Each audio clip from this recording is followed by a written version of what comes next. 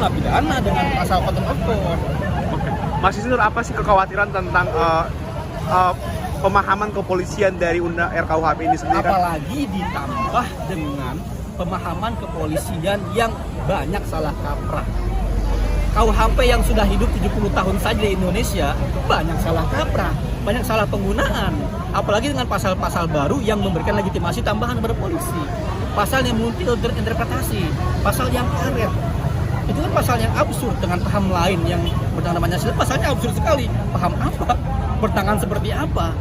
Nah, kemungkinan besar dalam praktiknya akan menjadi semakin multi-interpretasi. Apalagi sekarang kita tahu bersama, potret negara kita semakin otoritarian, semakin regresi demokrasi, semakin mengancam ruang-ruang civic space. Terus terkait pasal yang hukum pidana mati, itu apa juga termasuk maksudnya kekhawatiran dari ketidakpahaman polisi gitu Mas ya? Ya gini, kalau kita mau konsisten dengan konstitusi kita, pasal 28J dan 28I, hak hidup itu hak yang tidak dapat dikurangi dan tidak apapun. Artinya apa? Karena tindak pidana pun nggak bisa dicabut. Artinya apa? Kalau kita mengacu pada pasal konstitusi, ada pertentangan, ada tidak konsistenan. Artinya apa? Pasal ini masih menganut paham lama sebelum konstitusi baru.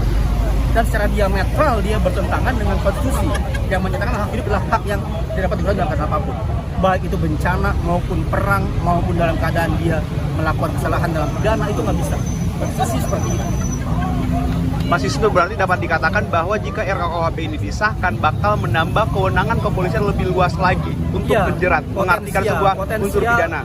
Potensial dia akan masuk ke ranah private, potensial akan mengganggu hal seperti ini dalam keadaan demonstrasi, potensial akan mengganggu kerja-kerja jurnalistik ke depan, potensial akan mengganggu orang-orang yang punya niat baik dengan pemahaman keagamaannya atau pemikirannya untuk menyebarkan. Potensial sekali. Karena kewenangan penentuan pidananya itu ada di kepolisian. Iya, akhirnya karena penyidikan di kepolisian kita tahu bersama bagaimana penyidikannya terbatas, ya kan? Dan selama ini terbukti dalam praktiknya banyak menyimpang, banyak keliruan. Belum lagi rekayasa. Bagaimana kalau kemudian direkayasa demonstrasi yang berakibat tibung?